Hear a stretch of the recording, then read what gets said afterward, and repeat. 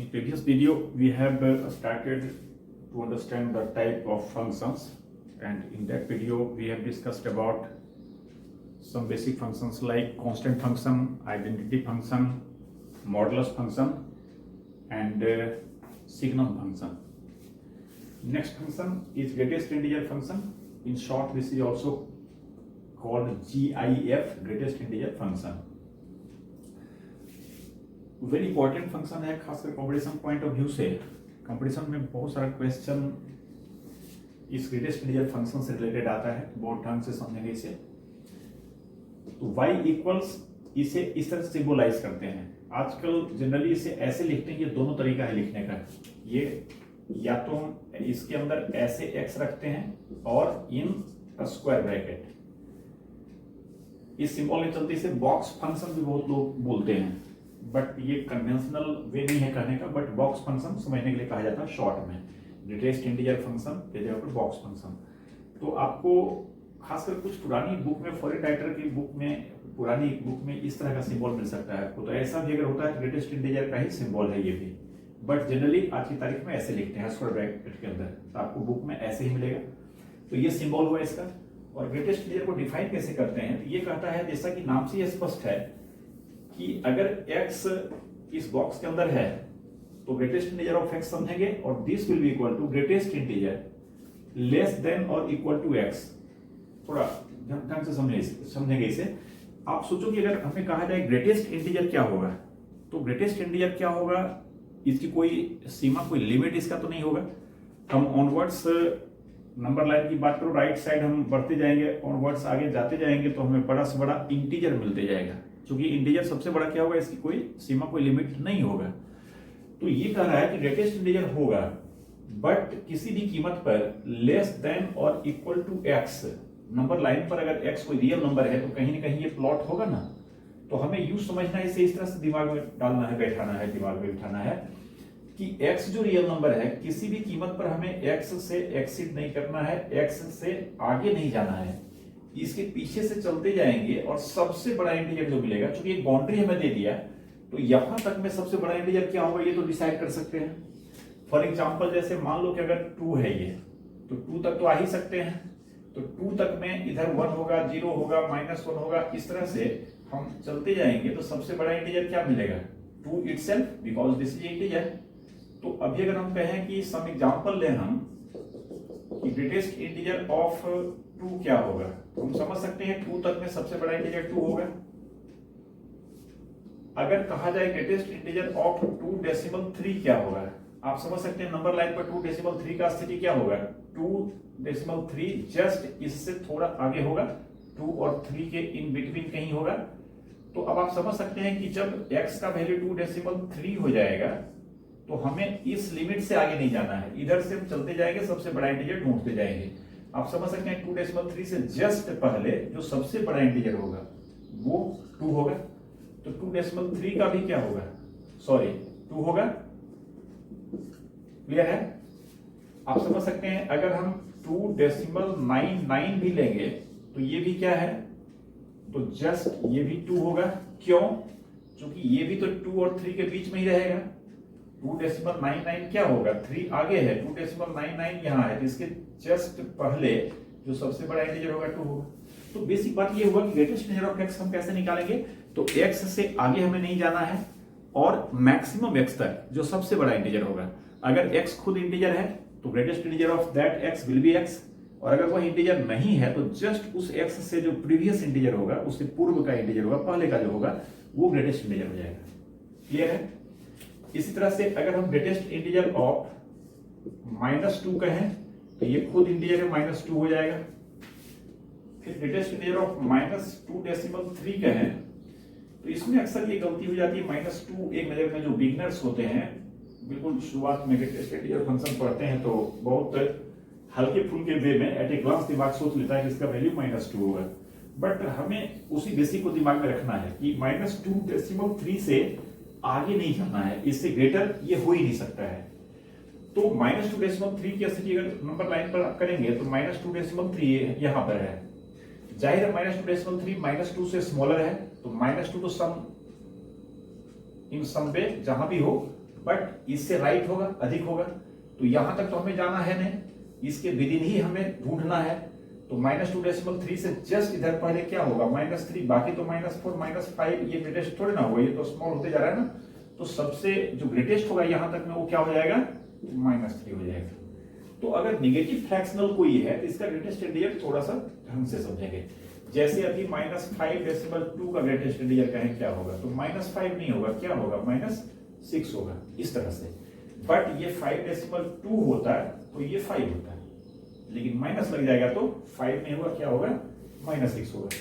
ये क्लियर है। तो ये ग्रेटेस्ट इंटीजर फंक्शन कहलाता है। अब इसके डोमेन की बात करें, आप समझ सकते हैं किसी भी रियल नंबर का ग्रेटेस्ट इंटीजर डिफाइन होगा कुछ भी, √7 जैसे आप लेते हो, √7 क्या है, √7 विल लाई बिटवीन 2 and 3। क्यों, 7, 4 और 9 के बीच में है। 4 का स्क्वायर रूट 2, 9 का पॉजिटिव स्क्वायर रूट 3, तो √7 क्या होगा, 2 डेसिमल समथिंग आएगा अप्रोक्सीमेशन में। तो 2 डेसिमल समथिंग होगा तो फिर क्या होगा, √7 का ग्रेटेस्ट इंटीजर 2 हो जाएगा। अब इसके डोमेन की बात करें तो इसका डोमेन क्या होता है, तो डोमेन जाहिर है पूरा रियल नंबर होगा, सारे रियल के लिए डिफाइन है, क्योंकि किसी का भी ग्रेटेस्ट इंटीजर करेंगे रियल का होगा। रेंज की बात करें तो आप रेंज समझ सकते हैं, नंबर कोई भी हो ग्रेटेस्ट इंटीजर लेने का, बट वो जो आएगा वो तो इंटीजर ही आएगा ना, कोई भी नंबर हो। जैसे हम -20.37 लेते हैं, ग्रेटेस्ट इंटीजर क्या आएगा, -21 आएगा। 75.25 75 आएगा। कहने का मतलब कि रेंज में कोई भी इंटीजर हम ला सकते हैं। जैसे कोई कहे हमें कि -100 कैसे आएगा, तो -100 आएगा, -99 डेसिमल समथिंग कुछ रख देंगे, -100 आ जाएगा। तो सारा डोमेन जो रियल नंबर है उसके रेंज जो इसका होगा ये सेट ऑफ इंटीजर्स हो जाएगा। Set of integers capital I या कैपिटल Z ऐसे लिखते हैं। क्लियर है। एक बात इसमें और है जो बुक में आपको मिलेगा जहां तहां, ग्रेटेस्ट इंटीजर ऑफ x को हम एक और नाम से जानते हैं, this is also called floor of x। यह x का फ्लोर भी कहा जाता है। जैसे कि अगर बात करें ना हम 2.3 का फ्लोर क्या है, 2 है। 2.99 का फ्लोर क्या है, 2 है। 2 का फ्लोर क्या है, 2 है। -2.3 का फ्लोर -3 है, एक्सेट्रा। ग्रेटेस्ट इंटीजर फ्लोर एक ही चीज हुआ। फिर इसके ग्राफ की बात करें, जैसे कुछ बेसिकली हम लोग ग्राफ देखते जा रहे हैं, तो आप समझ सकते हैं इसका ग्राफ कैसे होगा। तो ग्रेटेस्ट इंटीजर ऑफ x का जो वैल्यू है, अगर हम इसे डिफरेंट वे में कहें, आपको पता है कि जब भी होगा तो कुछ ना कुछ इंटीजर ही आएगा। तो अगर बात करें ये 0 कब होगा, तो समझ सकते हैं ये 0 तब होगा जब x का वैल्यू 0 या 0 से ग्रेटर भर 1 तक। समझ सकते हैं ये 1 पर इक्वालिटी नहीं होगा, क्योंकि जैसे ही x का वैल्यू 1 ये होगा तो ग्रेटेस्ट इंटीजर ऑफ x क्या हो जाएगा, 1 हो जाएगा। 0 पर 0 होगा और 0 से आगे 1 से पहले तक। जरा इस चीज को दिमाग में बिठाइए। इसी तरह से अगर बात करें 1 कब होगा, तो जैसे ही x 1 को अटेंड करेगा और ये भर कहां तक, 2 से पहले तक। सिमिलरली 3 कब होगा, तो x जैसे ही 2 के बाद 3 को अटेंड करेगा और 3 से लेकर भर 4 के पहले तक। इस तरह से हम इसके इस साइड भरते जा सकते हैं। 4 कब होगा, तो x का वैल्यू 4 से लेकर 5 के बीच में, 5 पर ओपन होगा इंटरवल और 4 पर क्लोज होगा। इस तरह से -1 कब होगा, आप समझ सकते हैं -1 कब होगा, तो इफ x का वैल्यू -1 से लेकर 0 से थोड़ा भी छोटा होगा तो -1 हो जाएगा।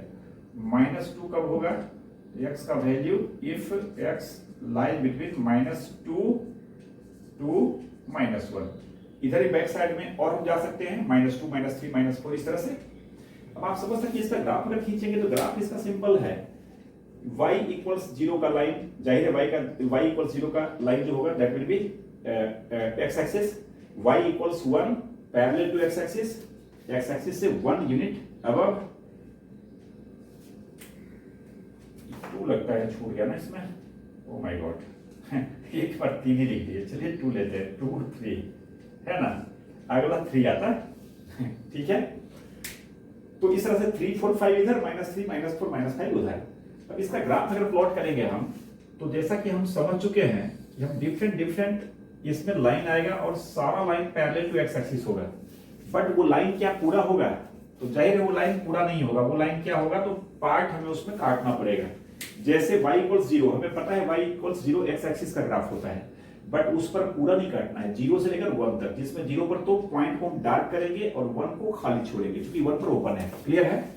तो अगर 0 तो ये देख रहे हैं, 1 अगर यहां है तो 1 पर हम खाली छोड़ेंगे और थोड़ा सा डार्क कर देंगे इसको, यानी ये हमारे ग्राफ का पार्ट। ओरिजिन भी डार्क है, बीच का लाइन सेगमेंट डार्क है, और ये जो 1 का पॉइंट है यहां पर डार्क अंदर में नहीं किया, अंदर में वो खाली है, एम्प्टी है। ठीक है? फिर ध्यान देंगे y इक्वल्स 1, आप समझ सकते हैं y इक्वल्स 1 का ग्राफ इससे एक इकाई ऊपर ऐसे होता है, लेकिन इस पर हमें कहां काटना है, 1 से स्टार्ट करना है और 2 के पहले तक। क्लियर है ना? y इक्वल्स 1 का ग्राफ और y इक्वल्स 1 इससे एक यूनिट ऊपर होता है, और इस पर हमें 1 से ही स्टार्ट हो जाना है, और ये पैरेलल टू एक्स एक्सिस चलेगा, कहां तक चलेगा, तो जस्ट 2 के पहले तक। ये जगह क्या रहा होगा, 2 का। एक पैटर्न समझ में आ रहा है ना, 1 फिर एक यूनिट ऊपर जाएगा, 2 फिर जहां 2 आएगा वहां पर ओपन हो जाएगा, और 2 के सामने फिर ये कहां चला जाएगा, 2 यूनिट ऊपर चला जाएगा। डॉटेड का मतलब हम जस्ट एक लेबलिंग कर रहे हैं कि ये थोड़ा पॉइंट इधर उधर ना हो जाए, सामने होगा, ये 2 हो गया, और ये फिर कहां तक जाएगा, तो ये जाएगा 3 के पहले तक, ये जस्ट 3 के पहले तक। आप समझ सकते हैं ये y इक्वल्स 0 है इस रीजन में, ये y इक्वल्स 1 का ग्राफ है ये, और ये y इक्वल्स 2 का है। आगे फिर यहां आता, यहां डार्कन करते इसको, और फिर 3 होता, फिर यहां आता, फिर ऐसे करते y इक्वल्स 4 होता, एंड सो ऑन। इसी तरह से ओरिजिन से जस्ट हम लेफ्ट आएंगे तो ओरिजिन पर तो ये 0 हो ही चुका है वैल्यू, जस्ट लेफ्ट आएंगे तो ये खाली होगा, और ये इस तरफ कहां तक आएगा, तो -1 तक आएगा। ये जगह क्या रहा होगा, तो -1 का। -1 से थोड़ा भी कम जहां x हुआ तो ये -2 हो जाएगा। ये कहां तक होगा, तो -2 तक होगा, ये जगह -2 का रहा होगा। अगला क्या होता है, इसे एक यूनिट और नीचे आते हैं, ये खाली होता है, फिर यहां ये क्लोज होता है, ये जगह -3 का होता है, एंड सो ऑन। तो इस तरह से ये ग्रेटेस्ट इंटीजर ऑफ x का ग्राफ हुआ। आप समझ सकते हैं कि ये ग्राफ सिर्फ यही नहीं होगा, आगे होती जाएगा, इधर भी होते जाएगा। जस्ट एक पैटर्न कर रहे हैं, समझा रहे हैं हम कि ग्राफिकली कुछ इसे हम इस तरह से डिनोट करेंगे। ठीक है? तो ये ग्रेटेस्ट इंटीजर हो गया। फिर आगे आपके बुक में जो एनसीईआरटी या और भी बुक है उसमें लिस्ट इंटीजर नहीं पढ़ना है, but competition point of view से थोड़ा उसको भी देखेंगे। ग्रेटेस्ट इंटीजर, फिर लिस्ट इंटीजर फंक्शन, और एक फ्रैक्शनल पार्ट फंक्शन, वो भी आपके बुक में नहीं है, बट कंपटीशन के लिए समझना पड़ेगा। तो नेक्स्ट हम लोग लिस्ट इंटीजर फंक्शन देख लेते हैं।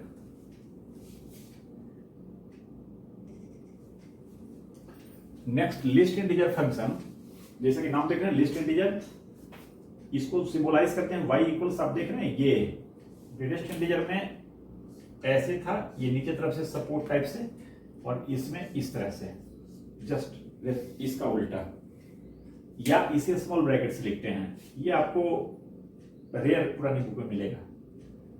आज की तारीख में इसे ऐसे लिखते हैं, इसे ऐसे ही समझेंगे, मतलब स्मॉल ब्रैकेट से, ग्रेटेस्ट इंटीजर को स्क्वायर ब्रैकेट से, इसे स्मॉल ब्रैकेट से डिफाइंड, इसको समथिंग उसी टाइप से करते हैं जैसे वो ग्रेटेस्ट इंटीजर था, तो हमने ग्रेटेस्ट इंटीजर कहा but less than equal to, ये लिस्ट इंटीजर कहेंगे but greater than equal to. जिस तरह से आपको समझाया था कि ग्रेटेस्ट की कोई सीमा नहीं होगी, कोई लिमिटेशन नहीं होगा उसका, वैसे लिस्ट का भी लिमिटेशन नहीं होगा। आप थोड़ा नंबर लाइन पर आप समझें, ये नंबर लाइन हमारा है, x अगर यहां पर है तो ग्रेटेस्ट में आप क्या समझे थे कि मैक्सिमम x तक आ सकते हैं, इससे आगे नहीं जा सकते। लिस्ट क्या कह रहा है कि ये ग्रेटेस्ट लिस्ट इंटीजर होगा बट ग्रेटर देन और इक्वल टू x होगा, मतलब इसका वैल्यू इससे लेस नहीं हो सकता, ग्रेटर देन और इक्वल टू। अब ग्रेटर में तो बहुत सारा इंटीजर है, बट सबसे छोटा लेना है। ध्यान देंगे, ग्रेटेस्ट में सबसे बड़ा इधर से और लिस्ट में सबसे छोटा इधर से, ये दिमाग में लाएंगे। लिस्ट इंटीजर इधर से, ग्रेटेस्ट इंटीजर इधर से x तक में जो सबसे बड़ा है, और लिस्ट में इधर से x तक में जो सबसे छोटा है। क्लियर है? तो ये लिस्ट इंटीजर कहलाता है फंक्शन। हमने कुछ एग्जांपल लिया है, अगर 2 इंटीजर है, जाहिर है 2 इंटीजर में 2 तक आ ही सकते हैं, तो ये खुद इंटीजर है, तो सबसे लिस्ट यही होगा। अगर -2 है तो ये भी इंटीजर है, -2 ही होगा। लेकिन 2.3 अगर है तो आप समझ सकते हैं इस बार 2.3 है तो 2.3 खुद इंटीजर है नहीं, 2.3 से और पीछे आ नहीं सकते। तो 2.3 अगर यहां है तो समझ सकते हैं यहां तक में इधर से सबसे छोटा इंटीजर क्या होगा, 2.3 के बाद जस्ट 3 है इंटीजर, तो इसका वैल्यू 3 हो गया। -2.3 में जैसे ग्रेटेस्ट में ये -3 हो गया था, बट लिस्ट में क्या हो जाएगा, तो इससे आगे सबसे छोटा हमें इंटीजर क्या मिलेगा, -2। जाहिर है -2 इससे ग्रेटर है, जैसे समझे थे ग्रेटेस्ट इंटीजर में। तो ये कुछ एग्जांपल हो गए, किसी का भी लिस्ट इंटीजर निकाल सकते हैं, कोई भी रियल नंबर का। देखो डोमेन की बात अगर करें तो डोमेन इसका पूरा का पूरा रियल होगा। रेंज की बात करें, रेंज में फिर वही बात, ये भी तो इंटीजर ही है, वो ग्रेटेस्ट था लिस्ट था, है तो इंटीजर ही ना, तो रेंज इसका भी क्या होगा, इंटीजर होगा। जैसे वहां हमने एक नाम कहा था उसको फ्लोर भी कहा जाता है, वैसे इसका एक और नाम है, this is also called ceiling of x, उसको फ्लोर और इसको सीलिंग। आप समझ सकते हैं फ्लोर सीलिंग का मतलब क्या होता है, where we are standing right now, ये फ्लोर है और हमारे ऊपर जो छत है ये सीलिंग है, तो फ्लोर सीलिंग ये होता है। इसको इस तरह से दिमाग में जगह दें कि फ्लोर का मतलब, अगर एक तरह से प्रैक्टिकल बात करें तो फ्लोर हमेशा स्टेबिलिटी को शो करता है। अगर फ्लोर पर कोई चीज है तो वो स्टेबल है, अनलेस अदरवाइज भी क्विक ना हो जाए या कुछ ऐसा ना हो जाए। और सीलिंग में जो है वो स्टेबल नहीं है। अक्सर बोलचाल में कहते हैं एक धरती पर का आदमी और एक हवा मारने वाला आदमी, तो आप ऐसे समझेंगे सीलिंग का मतलब हो गया कि जो हवाबाज क्या करता है और धरती पर का आदमी क्या करता है। जो रियली जेन्युइन आदमी है वो जितना अपने होता है वो अपने आप को उतना शो नहीं करता है, कुछ कम ही शो करता है, या बहुत होगा तो जैसा है वैसा शो करेगा। और जो हवा मारता है जितना है नहीं उससे ज्यादा शो करता है। तो थोड़ा सा इसको मैं शॉर्ट में समझा रहा हूं, प्रैक्टिकली दिमाग में कैसे बिठाएंगे, तो आप इसे ऐसे दिमाग में जगह दें कि ग्रेटेस्ट इंटीजर हम किसको कह रहे हैं, जो कम वैल्यू देता है। 2.3 का ग्रेटेस्ट इंटीजर 2 होगा, है वो 2.3, बट ग्रेटेस्ट इंटीजर बताएगा 2, और लीस्ट इंटीजर जो है वो ज्यादा बताएगा। आप समझ सकते हैं कि हम लोग महान किसे कहते हैं, बड़ा किसे कहते हैं, जो धरती पकड़ के रहता है, यानी अपने आप को ज्यादा शो नहीं करता है, जैसा होता है उससे कम ही अपने आप को दिखाता है या बोलता है किसी के सामने। दुनिया बोलता है वो अच्छा है, बट वो अपने आप को सिंपल समझता है। तो ग्रेटेस्ट को आप उसको समझें जो कम वैल्यू देता है। कम कौन देता है, ग्रेटेस्ट इंटीजर, और ज्यादा देता है लिस्ट इंटीजर। हाँ, अगर वो इंटीजर है एक्स तब तो ज्यादा कम बात ही खत्म हो जाती है, फिर क्या है, जो लिस्ट इंटीजर है वही ग्रेटेस्ट इंटीजर है। आप समझ सकते हैं कि लिस्ट इंटीजर और ग्रेटेस्ट इंटीजर या तो इक्वल होगा जब एक्स इंटीजर होगा, और अगर एक्स इंटीजर नहीं है तो दोनों में जस्ट 1 का डिफरेंस होगा। कारण कि एक जस्ट 2.3 से आगे 3 मिलेगा और एक जस्ट पीछे 2 मिलेगा। ऐसा नहीं कि 2.3 का लिस्ट इंटीजर 3 है तो ग्रेटेस्ट इंटीजर इसका 1 हो जाएगा, 0 हो जाएगा, -1 हो जाएगा, ऐसा नहीं होगा, 1 का डिफरेंस रहेगा। और अगर ये पूरा 2 होता तब तो इसका लिस्ट इंटीजर ग्रेटेस्ट इंटीजर दोनों का दोनों क्या होता है, सेम होता है। ये क्लियर है। अब इसी के चलते इसका नाम भी रख दिए फ्लोर, एक कह दिए मतलब जो धरती पर है स्टेबिलिटी है, यानी थोड़ा जितना है उसे कम बताएगा, और एक को हवा में टांग दिया सीलिंग, जिसको गिरने का खतरा है। और हद तो ये है कि आप सिंबल की भी बात करें तो ग्रेटेस्ट इंटीजर को हम ऐसे करते हैं, आपको लगता नहीं सपोर्ट है, ये हवाबाजी नहीं कर रहा है, मतलब अगर गिरना भी चाहे तो एक सपोर्ट है, सपोर्टिंग हैंड है। और इसको जो बताया था आपको ओरिजिनली ऐसे लिखा जाता है, इसको आज की तारीख में ना इसको ऐसे कर लेते हैं और इसे ऐसे कर लेते हैं, है ना। तो इसको उल्टा लटका दिया हवा में, थोड़ा मोड़ा ये करेगा, जो हवाबाज है उसको तो गिरने का डर रहता ही है, कभी भी उसका पोल खुल सकता है, वो बेइज्जत हो सकता है वगैरह वगैरह, ठीक है। तो इस तरह से इसको दिमाग में जगह दें। नेक्स्ट ग्राफ, जिस तरह से ग्रेटेस्ट इंटीजर का ग्राफ खींचे थे, अलग अलग इंटरवल में हम समझने का प्रयास किए थे y क्या होगा, तो वैसे यहां भी प्रयास करेंगे y 0 कब होगा। आप समझ सकते हैं कि y का वैल्यू 0 कब होगा, तो जाहिर है y का वैल्यू 0 अगर यहां पर है तो 0 पर तो 0 होगा ही, और इससे इधर अगर कोई वैल्यू हम लेंगे हर -1 से पहले तक, -1 पर तो -1 हो जाएगा क्योंकि इंटीजर है ये, बट 0 से लगातार -1 से पहले तक, तो ये वैल्यू देगा हमको 0। हम ग्रेटेस्ट इंटीजर में देख चुके हैं y = 0 का ग्राफ क्या है, एक्स एक्सिस, इस पर प्रॉपर लिमिट हमने काट लिया, कहां से कहां तक, -1 से 0, जहां -1 पर ओपन है तो -1 पर यहां पर हमने जो सर्कल बनाया है वो खाली छोड़ दिया है बीच में, और जो 0 पर है यानी ओरिजिन पर उसको हमने डार्क कर दिया है, मतलब 0 से -1 तक। जैसे ही x -1 को अटेंड कर लेगा तो ये y का वैल्यू -1 हो जाएगा। देखते हैं y = -1 का ग्राफ यही लाइन होता ना, इस पर प्रॉपर इंटरवल -1 से -2 तक कट कर लिए, जहां -1 पर ये डार्क होगा और -2 पर ओपन रहेगा। क्यों, -2 जैसे ही होगा फिर ये यहां आ जाएगा -2। y = -2 क्या है, ये y = -1, y = -2, -2 पर कहां से कहां तक कट करना है, तो -2 से -3 तक, सॉरी -2 से -3 से जस्ट पहले तक, सही है। आगे और बढ़ा सकते हैं, यहाँ पर ऐसे आएगा, ये डार्क होगा, फिर ऐसे आएगा, यहाँ पर ओपन रहेगा, फिर आगे। क्लियर है? वैसे इस सेक्शन में जैसे ही x का वैल्यू 0 से हल्का भी एक्सीड करेगा तो अब 0 नहीं होगा, क्या सीधा 1 होगा। 0 से हल्का सा भी आगे का जस्ट इंटीजर, लिस्ट इंटीजर हमें 1 मिलेगा। तो ये y इक्वल्स 1 हो गया। जाहिर है 1 पर इक्वालिटी होगा, 0 पर नहीं होगा। 0 के सामने तो यहाँ 0 आ ही चुका है, यहाँ खाली रहा।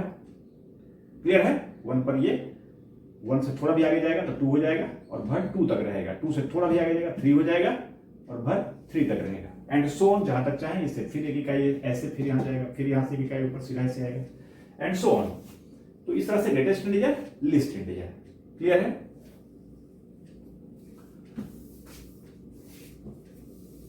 थोड़ा सा इसमें हम एक संबंध चाहेंगे, आप लिख लें।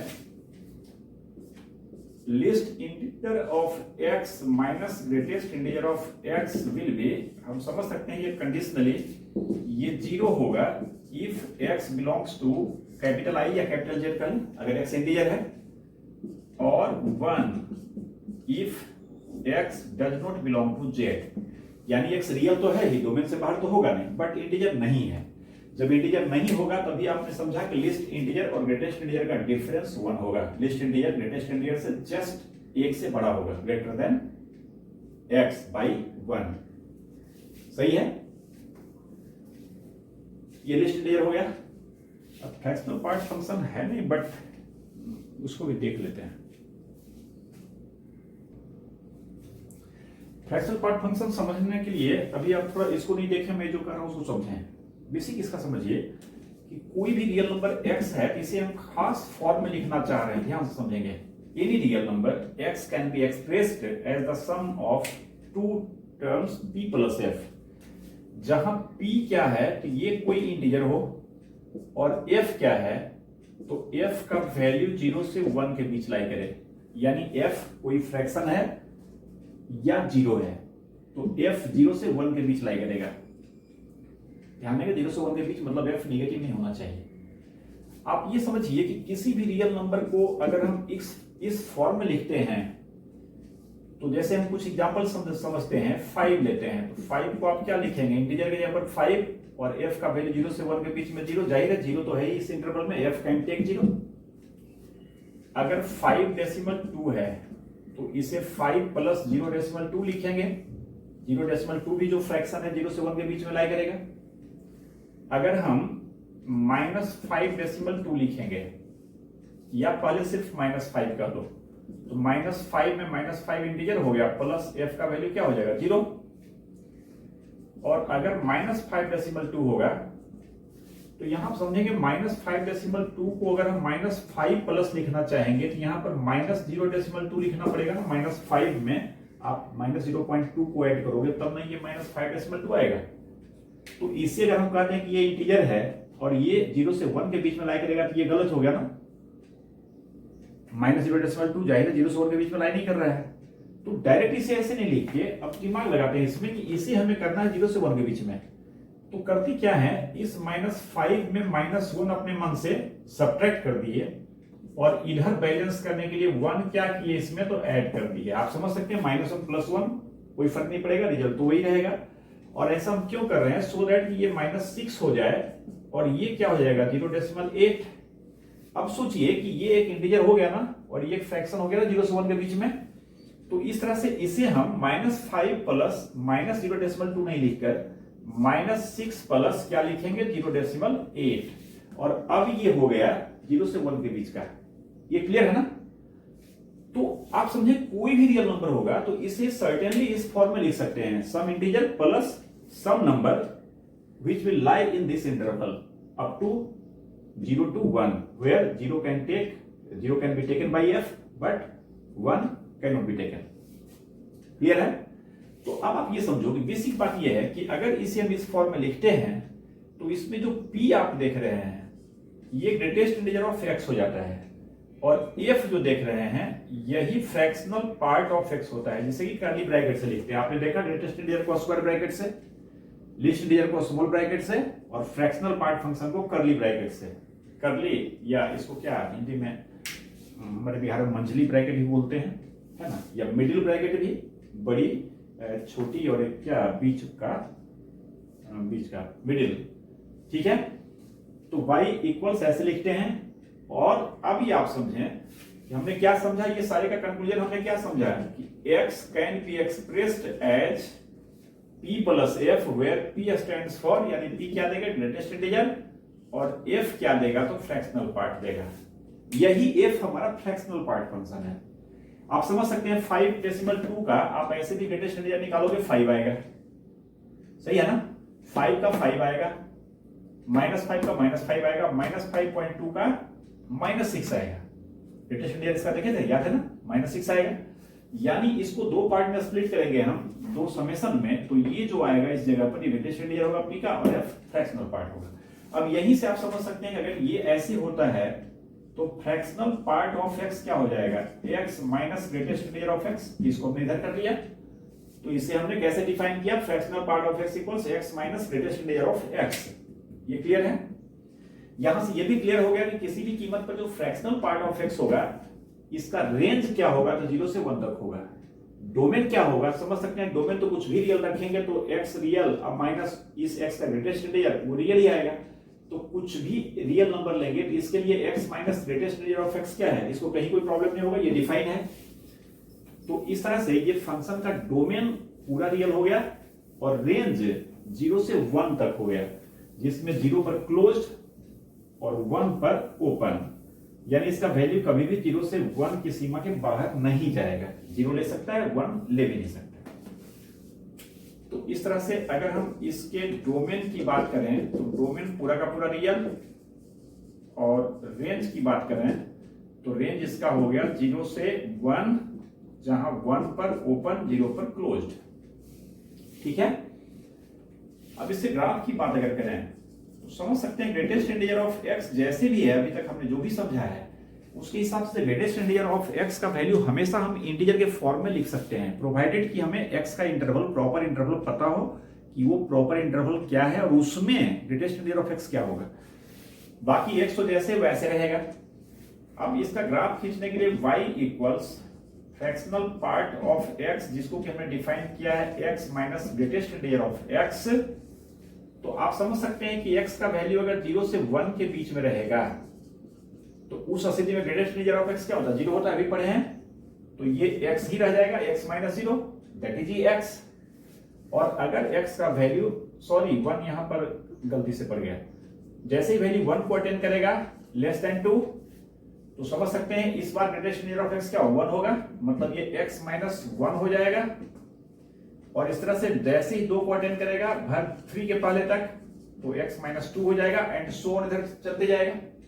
बैकवर्ड साइड में ये अगर -1 से लेकर 0 के बीच रहेगा तो ये क्या होता है, x माइनस ऑफ -1, क्लियर है ना, इसका वैल्यू -1, तो माइनस क्या होगा प्लस, तो ये x प्लस 1 हो जाता। सिमिलरली यहाँ x प्लस 2 हो जाता जब इसका वैल्यू -2 से लेकर -1 तक, फिर next x plus 3, x plus 4, इस तरह से इधर होते जाएगा, इधर x माइनस 3, x माइनस 4, इस तरह से, क्लियर है। आप समझ सकते हैं कि हमें डिफरेंट ब्रांच ऑफ कर्व खींचना है, कभी y इक्वल्स x, कभी y इक्वल्स x माइनस 1, कभी y इक्वल्स x माइनस 2, कभी y equals x plus 1, y equals x plus 2 and so on. और ये सारे का प्रॉपर इंटरवल हमें कट करना है। आप समझ सकते हैं y इक्वल्स x जो होगा, ये curve y equals x IT function ऐसे होता है, लेकिन इसे हमें कहां से कहां तक कट करना है, आप समझ सकते हैं इसका वैल्यू 0 से 1 के बीच में लाई करेगा, मतलब y का जो हाइट है ये कभी भी 1 के लिमिटेशन से बाहर नहीं जाएगा। यानी इसके ग्राफ का कोई भी पोर्शन, ये जो लाइन ऑफ y इक्वल्स 1 देख रहे हैं, इसके ऊपर नहीं जाएगा, इधर x एक्सिस से नीचे नहीं आएगा, इस लाइन तक भी नहीं जाएगा, क्योंकि 1 कभी भी y अटेंड नहीं करता है। 1 पर इंटरवल क्या है इसके रेंज का, ओपन है, यानी 1 तो कभी ले ही नहीं सकता है ना। हाँ, x एक्सिस को टच कर सकता है।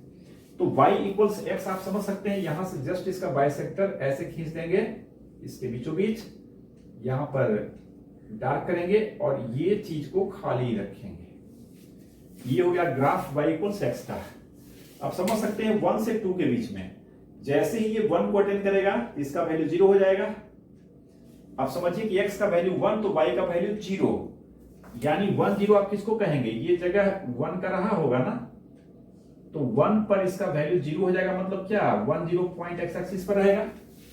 अब बाकी भी चूंकि ज्योमेट्री वगैरह आप पढ़े हैं तो स्लोप दोनों का सेम है, जिसके पैरेलल हो जाता है, बट आप ऐसे ही समझो ना कि y इक्वल्स x माइनस 1 का ग्राफ खींचेंगे तो कैसे निकालेंगे। एक बार हम x का एक पॉइंट तो आप 1 0 निकाल चुके हैं, है ना, y का वैल्यू 0 पुट करके। अब x का वैल्यू 0 पुट कर दो, x का वैल्यू 0 पुट करेंगे तो y क्या आएगा, -1 आएगा, या x का वैल्यू 2 पुट कर दो, है ना। लेकिन 2 पुट करोगे तो यहाँ पर 2 के सामने पॉइंट लेना पड़ेगा ना, तो बेहतर होगा हम इसमें y x का वैल्यू 0 कर दें, y -1, यानी y एक्सिस को यहाँ कहां मिलेगा, तो एक इकाई नीचे -1 पर मिलेगा। आप समझ सकते हैं ये 1 और इधर भी -1, तो जस्ट ये ऐसे होगा ना, लेकिन ये पूरा तो हमें नहीं लेना है, हमें कहां से लेना है, 1 से। तो 1 से एक्चुअली इसके पैरेलल ये हो जाएगा, तो 1 से इसके पैरेलल हम खींच देंगे एक लाइन सेगमेंट, और यहां पर फिर क्या होगा, ओपन होगा, क्योंकि ये जगह क्या रहा होगा 2 का, तो 1 से लेकर 2 तक ये स्थिति होगा, और फिर 2 पर क्या होगा समझ सकते हैं, जैसे ये 2 को अटेंड करेगा x -2 है, फिर ये 0 होगा, मतलब फिर ये पॉइंट यहां आएगा, और जैसे यहां लिए थे पॉइंट क्या 0 -1, वैसे ये 0 -2 होगा, तो फिर ये क्या होगा, इसके पैरेलल ही आएगा, तो यहां से फिर इसके पैरेलल यूं खींचेंगे, यहां पर फिर खाली छोड़ेंगे, ये जगह क्या रहा होगा 3 का, आप समझ सकते हैं। 3 पर फिर ये डार्क करेंगे, फिर इसके पैरेलल खींचेंगे, फिर यहां नीचे फिर पैरेलल खींचेंगे, एंड सो ऑन, ये होते जाएगा। बैकवर्ड साइड में आप समझ सकते हैं -1 से 0 के बीच में, समझ सकते हैं इसी टाइप का पैरेलल लाइन आएगा, इसमें भी आप x का वैल्यू 0 डालोगे तो y 1 आएगा। अब x 0 y 1 का मतलब क्या हो गया, ये पॉइंट इस पर लेकिन क्या रहेगा, ओपन रहेगा, और y का वैल्यू अगर 0 डाल दें, देखेंगे y का वैल्यू 0 डालेंगे तो x का वैल्यू क्या आएगा -1, मतलब x एक्सिस कहां मिलेगा, ये -1, देख रहे हैं इधर 1 इधर -1, ये ऐसे मिलाएंगे। थोड़ा अपने से भी ट्राई कर सकते हैं, ये रीजन को बस प्रॉपर इंटरवल में हमें काट कर लेना है, क्योंकि आप जस्ट 10th किए हैं, इसलिए थोड़ा इसमें ज्यादा समय में खर्च भी कर रहा हूं, वरना ये पैटर्न समझने के बाद ना हम आराम से कर सकते हैं। इधर फिर ऐसे इसके पैरेलल ये डार्क रहेगा, फिर इसके ऊपर फिर ये खाली होगा, यहाँ पर ओपन चुकी है, और यहाँ फिर इसके पैरेलल ये डार्क रहेगा, ये जगह -1 का रहा होगा, ये -2 का रहा होगा, और इस तरह से एक सीरीज ऑफ ये माचिस का तीली टाइप से पैरेलल, ये थोड़ा ज्यादा करीब हो गया है क्योंकि फ्री हैंड से खींच रहे हैं, इधर डिस्टेंस के रिस्पेक्ट में आप मान के चलें ये जो स्केलिंग हमारा है वो सेम है ना, ये थोड़ा नजदीक दिख रहा है तो वो स्केलिंग का प्रॉब्लम है, फ्री हैंड से हम लोग ट्रेस कर रहे हैं तो ये अंदाज का प्रॉब्लम है, ठीक है। तो ये फ्रैक्शनल पार्ट फंक्शन हो गया, जिसमें कि लिस्ट इंटीजर और फ्रैक्शनल पार्ट आपके बुक में इस पर क्वेश्चन नहीं मिलेगा, है ना। और कुछ और फंक्शन है जो थोड़ा मोड़ा, उसको देख लेते हैं। नेक्स्ट हमने लिया है रेसिप्रोकल फंक्शन, जैसा कि आप नाम से ही देख रहे हैं ये रेसिप्रोकल होगा 1/x, y = 1/x। अब है क्या कि सबका ग्राफ तो ये सारे का है ना, इसमें थोड़ा अगर प्रॉब्लम भी होता है तो ज्यादा टेंशन नहीं करना है, थोड़ा सा सोचना शुरू करें। बिल्कुल मैं न्यू स्टूडेंट्स के लिए कर रहा हूँ जो जस्ट 10th के बाद आए हैं और इस तरह की बातों से कभी मतलब उनका नहीं रहा है, तो थोड़ा ये परेशान कर सकता है, बट हमें टेंशन नहीं करना है और इसके लिए बहुत ज्यादा चिंतित नहीं होना है। मतलब we should try to understand, we should try to think ourself, we should try to think ourselves, खुद सोचने का प्रयास करेंगे ये क्या है, क्यों है, कैसे है। कारण कि ग्राफ देखिए एक अलग सेक्शन है, थोड़ा पढ़ के ट्रिग्नोमेट्री वगैरह करके ना फिर ग्राफ पर एक अलग बात ही करेंगे, 1 से 2 क्लास सिर्फ ग्राफ पर, तो थोड़ा और ज्यादा समझेंगे। तो अभी हम रफली ये समझाने का प्रयास कर रहे हैं सो दैट कि ये जस्ट स्ट्रक्चर हमें जहां तक 10 तक पढ़े ना हम थोड़ा थोड़ा दिमाग तो भी लगाते हैं ग्राफ में, वैसे लगा कैसे ग्राफ तक पहुंच जाए। रेसिप्रोकल फंक्शन ये हो गया, पहले डोमेन रेंज इसका डिसाइड कर लें। आप समझ सकते हैं डोमेन पर इसी चलते पिछले क्लास में हमने थोड़ा सा बात किया था, इसका डोमेन क्या होगा, तो 1/x will always be defined, only this will create problem when x = 0। x 0 होगा तो ये डिफाइन नहीं होगा, तो हमने क्या किया, डोमेन में रियल नंबर और एक सिंगलटन सेट बाहर कर लिया 0 को, इट मींस सारा रियल नंबर एक्सेप्ट 0। रेंज की बात करें, रेंज में भी हमने आपको क्या समझाया था कि if possible then let y = fx and then try to solve for x, इसको x के लिए सोल्व करने का प्रयास करेंगे। तो जाहिर है y = 1/x है तो x = क्या होगा, 1/y होगा। तो x इक्वल्स 1/y है, तो समझ सकते हैं 1/y में y का क्या मान रखेंगे तो x को प्रॉब्लम होगा। जाहिर है 1/y है तो फिर y का वैल्यू हम 0 पुट करेंगे तो x को प्रॉब्लम होगा, कोई फ्री इमेज नहीं मिलेगा। क्लियर है ना? तो रेंज भी 0 को छोड़कर सब कुछ आ सकता है। ये डोमेन रेंज हो गया। अब रफली ग्राफ की बात करें, देखिए ये सिमेट्री कहलाता है अपोजिट क्वाड्रेंट का, या सिमेट्री अबाउट ऑरिजिन। बट ये सिमेट्री अबाउट ऑरिजिन अभी आपको थोड़ा सा हाई-फाई लगेगा, उसको छोड़िए। अब अभी आप ये समझिए कि जिस तरह से आप x का वैल्यू इसमें 5 डालते हो तो y का वैल्यू क्या आएगा 1/5। तो जिस तरह से इसमें 5 और y का वैल्यू 1/5 यहां आएगा, आप समझ पा रहे हैं ना? 5 अगर ये है, 1/5 ये है, तो ये पॉइंट यहां आएगा। वैसे ही when you will put x equals -5 तो then y will also be -1/5। आप समझे, यहां 5 था तो -5 आप पुट करोगे x का वैल्यू तो कहां आएगा? इधर आएगा। जस्ट जितना दूरी पर ये उतना दूरी पर इधर आएगा। और 1/5 जो y का वैल्यू था ऊपर ऐसे आया था ये हाइट, और जब माइनस रखेंगे तो y का वैल्यू -1/5 इधर आएगा। तो ये अपोजिट क्वाड्रेंट का सिमेट्री है। इट मींस कि फर्स्ट क्वाड्रेंट में जो इसका ग्राफ होगा वही थर्ड क्वाड्रेंट में रिफ्लेक्ट करवा देंगे। आप देख रहे हैं ये थर्ड क्वाड्रेंट में जस्ट क्या है, रिफ्लेक्शन है। एक्चुअली यहाँ पर और भी सिमेट्री हो रहा है, x को y, y को x से चेंज कर रहे हैं। तो थोड़ा सा भी जो है ना, आप सिमेट्री को छोड़िए, मैं जो कर रहा हूं ऐसे समझिए कि एक पॉइंट अगर यहां है तो जस्ट इसको ओरिजिन के सामने हम इसका रिफ्लेक्शन लेंगे तो यहां भी एक पॉइंट मिलेगा। अब रफली सोचिए, x का वैल्यू 1 पुट करेंगे तो y 1 होगा, तो एक पॉइंट 1 1 ले लिए यहां पर। जब इधर खींचा जाएगा तो उसी का रिफ्लेक्शन यहां पर करेंगे हम लोग। अब x का वैल्यू 1 लिए यहां पर है। अब when x tends to infinity, आप समझ सकते हैं x जब इंफिनिटी को टेंस करेगा। अब ये चीज तो आप समझ रहे हैं, टेंस टू भी अभी आप नहीं समझते होंगे, तो आप यूं समझिए कि x का वैल्यू अपने वर्ड में आप समझिए इसको, x का वैल्यू जब हम बड़ा करते जाएंगे तो y का वैल्यू छोटा होता जाएगा ना। हम फर्स्ट क्वाड्रेंट की बात कर रहे हैं, x जितना बड़ा होगा y उतना ही छोटा होगा। इस चीज को देखिए ग्राफिकली कैसे दिखाते हैं कि 1 के बाद देखते हैं ये y का इधर आने का मतलब क्या, y इधर हाइट कम होते जा रहा है y का, तो हाइट ये y का कम होते जा रहा है। और जैसे जैसे x और बड़ा होगा तो ये लगभग पैरेलल टाइप से शो कर रहा है। इट मींस कि आप समझ सकते हैं y cannot be 0, y cannot be 0, y 0 नहीं हो सकता है। लेकिन x का वैल्यू आप इमेजिन करो खूब बड़ा नंबर रखेंगे, जितना बड़ा नंबर दिमाग में आता है बड़ा, उतना बड़ा नंबर करेंगे तो 1/, खूब बड़ा नंबर, बहुत बड़ा नंबर। आप समझ सकते हैं कि वो 0.0000 y का वैल्यू बहुत छोटा है और 0 करीब होगा। तो ये पैरेलल शो करता है कि आपको पता है दो पैरेलल लाइन इंफिनिटी पर मिलता है, तो x जब इंफिनिटी पर जाएगा तो ये लगभग क्या होगा, उसके साथ कोइंसाइड कर जाएगा, है ना। x एक्सिस तो ऐसे रहेगा, ये धीरे धीरे क्या पैरेलल शो कर रहा है कि तुरंत ये नहीं मिलने वाला x एक्सिस से, इंफिनिटी पर जाकर मिलेगा। इंफिनिटी तो रियल है नहीं, तो ये तरीका है पैरेलल दिखाने का। फिर आप इधर सोचिए, जब x का वैल्यू हमने क्या किया, बड़ा किया। अब x का वैल्यू अगर छोटा करें, जाहिर है 1 ये पॉइंट था, x1 y1, तो यहां से x का वैल्यू छोटा करेंगे तो जैसे जैसे x का वैल्यू जैसे देखो आप यहां x का वैल्यू आप उल्टा करो, 1/1 लाख कर दो तो y का वैल्यू 1 लाख हो जाएगा ना, खूब बड़ा हो जाएगा। यानी x का वैल्यू जैसे जैसे छोटा करेंगे तो y बहुत बड़ा होगा। और जब x 0 के बहुत करीब आ जाएगा, जैसे आप ध्यान दो 1/0.0000, खूब जीरो, आप जितना जीरो लिख सकते हैं। तो आप समझिए मेरी बात को कि इसको अगर आप ट्रांसफर करेंगे फाइनली डेसिमल को 1/1 पर कितना जीरो, जितना जीरो काउंट करके, तो ये अच्छा खासा बड़ा नंबर आएगा। उतना हम काउंट नहीं कर रहे हैं, समझ में आ रहा है, ये जीरो काउंट करके देते जा रहे हैं। तो जैसे x 0.00 मींस क्या, x लगभग जीरो के करीब आ रहा है तो y का वैल्यू इंफिनिटी को टेंस कर रहा है। इसको भी ग्राफिकली कैसे दिखाते हैं, तो यहां से पहले टाइप से कर दिए। इट मींस कि x जैसे इसे टेंस करेगा, इधर सटेगा, जीरो के करीब आएगा तो y बहुत ज्यादा वैल्यू रखेगा। इधर x बढ़ेगा तो y बहुत कम, पैरेलल ऐसे, इधर पैरेलल ऐसे, 1 पर 1, और रफली ये ग्राफ हो गया। अपोजिट क्वाड्रेंट में क्या होगा, तो ऐसे का रिफ्लेक्शन कर लिए ऐसे। जाहिर है सारा कहानी तो वैसे ही होगा, सिर्फ साइन की बात है। इसमें प्लस प्लस होगा दोनों क्वाड्रेंट, x का भी दोनों, सॉरी मैंने फर्स्ट क्वाड्रेंट में दोनों का साइन, x का भी y का, और इसमें क्या होगा तो माइनस माइनस होगा। जाहिर है x माइनस रहेगा तो y माइनस रहेगा। और इसका ग्राफ का कोई भी रीजन इस क्वाड्रेंट या इस क्वाड्रेंट में हो ही नहीं सकता, क्योंकि इसमें क्या है x और y अपोजिट साइन रखता है। इसमें x नेगेटिव y पॉजिटिव, इसमें x पॉजिटिव y नेगेटिव। तो यहां पे x पॉजिटिव करेंगे तो y पॉजिटिव आएगा, नेगेटिव आ नहीं सकता है। इसको नेगेटिव करेंगे तो फिर y पॉजिटिव नहीं आएगा, नेगेटिव आएगा। क्लियर है? तो रफली इसका ग्राफ जो रेसिप्रोकल फंक्शन का है वो ये हो गया।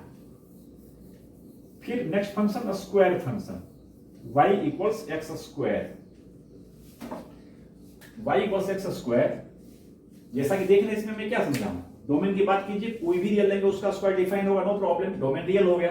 रेंज की बात करें, चूंकि ये स्क्वायर है, पावर इवन है, इवन पावर करेंगे कोई भी रियल नंबर पर तो निगेटिव तो आएगा नहीं, वो हाँ जीरो आ सकता है, एक्स अगर जीरो है तो ये आ सकता है, एक्स जीरो ले ही सकता है, रियल नंबर में जीरो है, तो मिनिमम इसका वैल्यू जो आएगा वो जीरो होगा, और मैक्सिमम की कोई सीमा नहीं है, एक्स का वैल्यू बड़ा बड़ा करते जाएंगे, चाहे उसका साइन प्लस रख के या माइनस रखें, ओवरऑल स्क्वायर करेंगे तो बड़ा होते चला जाएगा।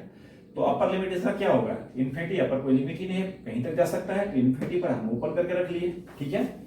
ग्राफ की बात करें रफली, तो फिर इस पर देख सकते हैं एक्स का पावर -2 है, तो इसे हम सिमेट्री अबाउट वाई एक्सिस बोलते हैं। ये टर्म थोड़ा सा आपको परेशान कर सकता है, बट आप सिंपली समझें कि एक्स का वैल्यू अगर 2 आप डालते हो तो वाई 4 होगा ना, ये ग्राफ कैसे होगा, 1 अगर यहाँ है 2 यहाँ है तो x2 तो y क्या होगा 4, तो सेम वे में x का वैल्यू -2 आप पुट करोगे तो -2 का स्क्वायर भी तो 4 ही होगा, तो जो वैल्यू 2 पर होगा वही वैल्यू क्या होगा -2 पर होगा, जो वैल्यू 3 पर होगा वही वैल्यू -3 पर होगा।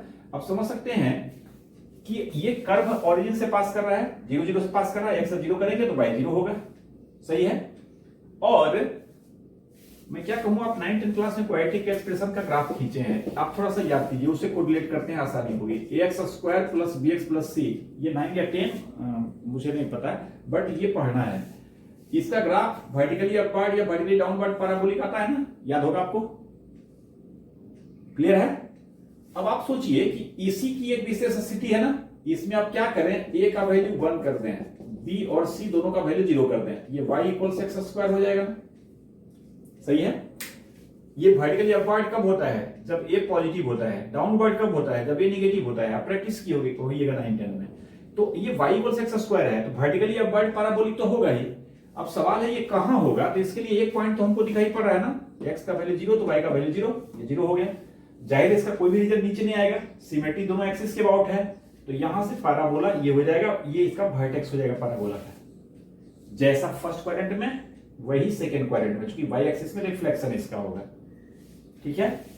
ये स्क्वायर फंक्शन हो गया, square root function, square root function y equals क्या है √x, ऐसे लिखते हैं। यहां पर पता नहीं आप लोग ये बात समझते हैं या नहीं, ये जो सिंबल है स्क्वायर रूट का, ध्यान देंगे, ये जो सिंबल है this stands for positive square root of 4, ये 2 होगा। अगर हम √4 = ±2 लिखते हैं तो ये लिखना गलत होगा, सही है ना।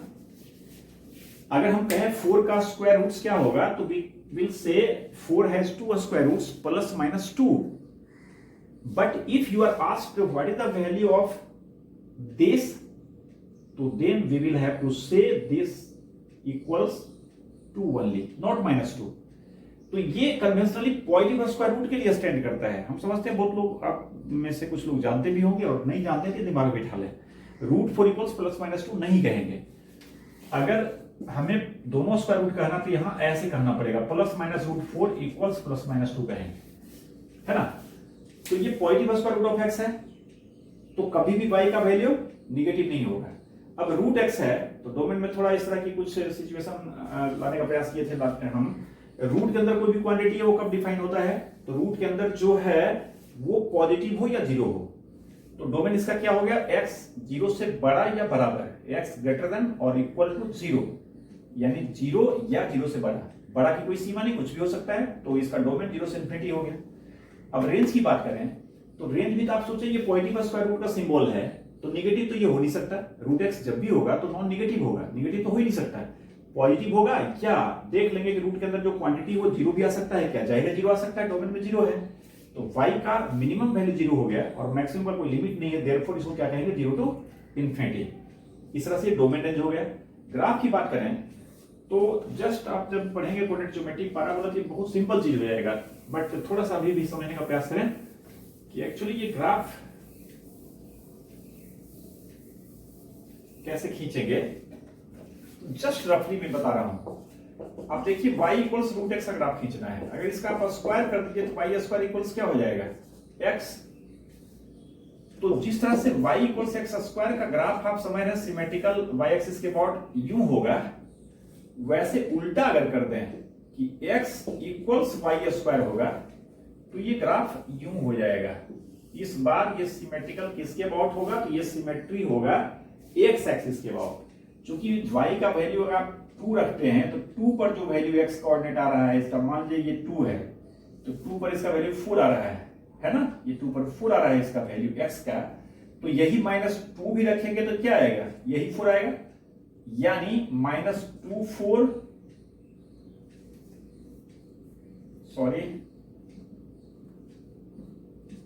4 -2 और यहां 4 2, ये सिमेट्री एक्स एक्सिस के अबाउट कहलाता है। आप नहीं भी समझ रहे, थोड़ा कम समझ रहे तो भी टेंशन नहीं करना है, बस मैं ये कर रहा हूं, ये दोनों को रिलेट कर रहा हूं, y इक्वल्स एक्स स्क्वायर और x इक्वल्स वाई स्क्वायर रहेगा, तो ये ऐसे हो जाता है। आप समझ सकते हैं इसमें x का वैल्यू कभी भी निगेटिव नहीं होगा, क्योंकि y का स्क्वायर है तो x निगेटिव तो होगा नहीं, ओरिजिन से ही पास कर ही रहा है। तो मैं आपको बता रहा हूं कि x इक्वल्स वाई स्क्वायर का ग्राफ अगर ये होता है तो इसमें और इसमें क्या फर्क पड़ेगा, y x equals Y square का ग्राफ अभी हमने क्या समझा, ये होता है। तो क्या इसमें x का वैल्यू ऑलवेज क्या होगा, तो x will always be positive, ये तो ठीक है, x पॉजिटिव हमने लिया है।